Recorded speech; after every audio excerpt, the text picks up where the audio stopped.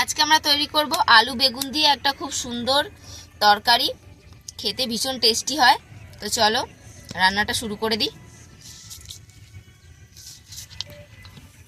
প্রথমে কড়াতে দিয়ে দেবো সর্ষের তেল। আলু বেগুন আমি দুটোই লম্বা লম্বা করে কেটে রেখেছি। প্রথমে আমি আলুটাকে ভেজে নেব।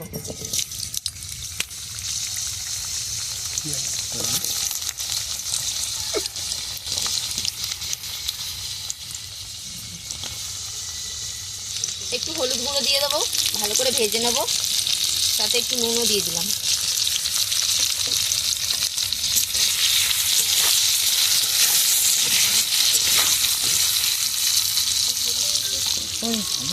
আলু সেদ্ধ হতে দেরি হয় বলে একটু ঢাকা দিয়ে দিয়ে ভাজবো। ঢাকাটা খুলে একটু নাড়াচাড়া করে নেব। ঢাকা দিয়ে দিয়ে ভাজলে কি হবে, আলুটা একটু তাড়াতাড়ি সিদ্ধ হয়ে যাবে, রান্নাটা তাড়াতাড়ি হয়ে যাবে। আর একটু ভেজে নেব। আলু দেখো লাল লাল করে ভাজা হয়ে গেছে। এবার আমি তুলে নেব একটা আলাদা পাত্রে।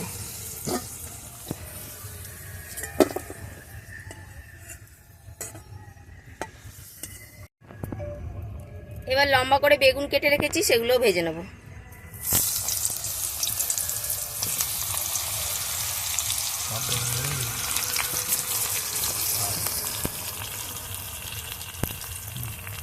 একটু লবণ, একটু হলুদ দিয়ে দিলাম।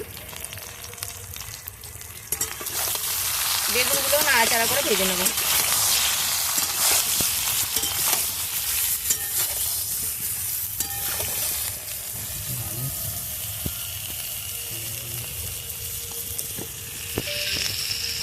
বেগুনের তরকারির জন্য আদা আর কাঁচা লঙ্কা বেটে নেব, আর এখানে টমেটো কুচো করে রেখেছি। বেগুনটা ভাজা হয়ে গেছে, এবার আমি নামিয়ে নেব। লাল লাল করে ভেজে নিলাম।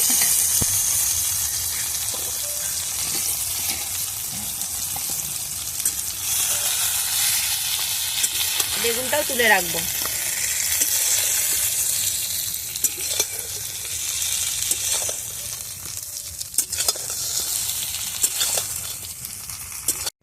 রেডি। কড়াইতে আবারও তেল দিয়ে দিয়েছি। এবার দিয়ে দেবো একটা তেজপাতা, গোটা জিরে আর একটু কালো জিরে দিয়ে দিলাম। ফোড়নটা একটু ভাজা করে নেব।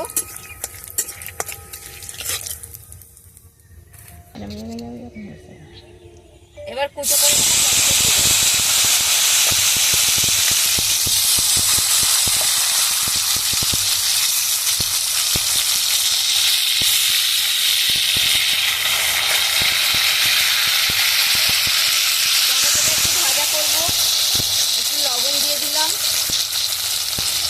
একটু হলুদ গুঁড়ো,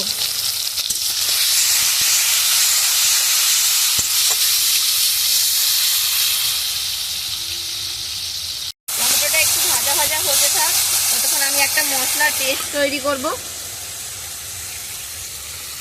এখানে মশলা নিয়ে নিয়েছি কাশ্মীরি লঙ্কার গুঁড়ো,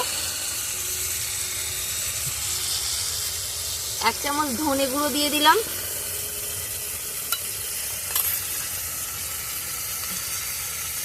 1 চামচ জিরে গুঁড়ো,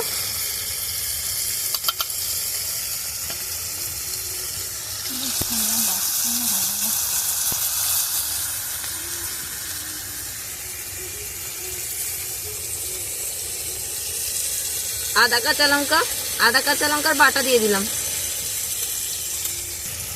মশলার মধ্যে একটু জল দিয়ে দিলাম।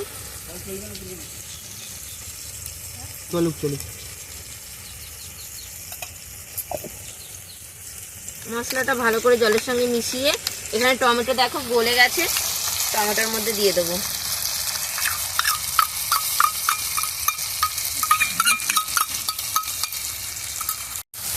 মশলাটা দিয়ে দিলাম, গুঁড়ো মশলাটা। এবার বাটি ধুয়ে একটু জল দিয়ে দেবো আর মশলাটা ভালো করে কষবো।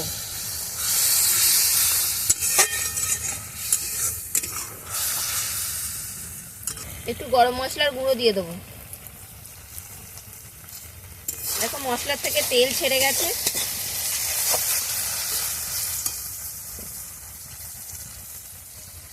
এবার দিয়ে দেবো একটু বেসন, 2 চামচ দিয়ে দিলাম।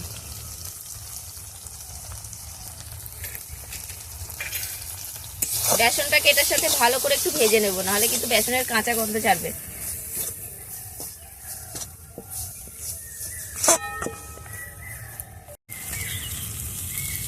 এবার ভেজে রাখা আলুগুলো দিয়ে দেবো।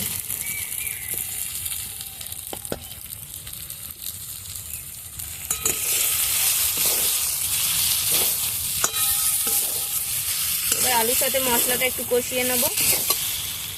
অল্প একটু জল দিলাম।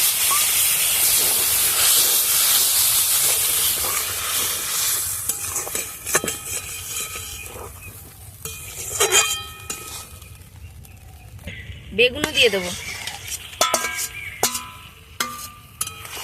বেগুন আলু একসাথে ভালো করে একটু কষিয়ে নেব।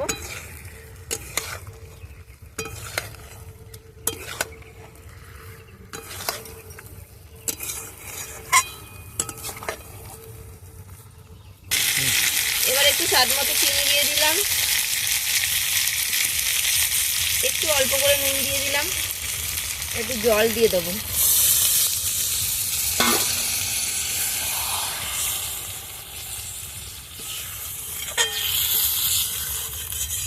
আমাদের রান্না হয়েই গেছে, শুধু একটু ফুটিয়ে নেব।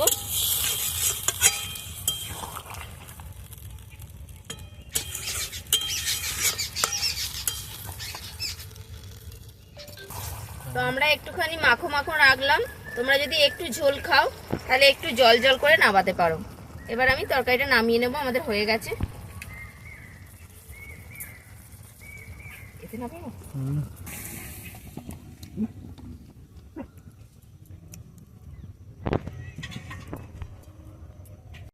তো দেখো আমাদের বেগুন আলু দিয়ে একটা সুন্দর তরকারি তৈরি হয়ে গেছে। এটা তোমরা রুটি, পরোটা, ভাত সবকিছুর সাথেই খেতে পারবে। তো খেতে খুব সুন্দর হয়, এভাবে একবার বানিয়ে দেখো।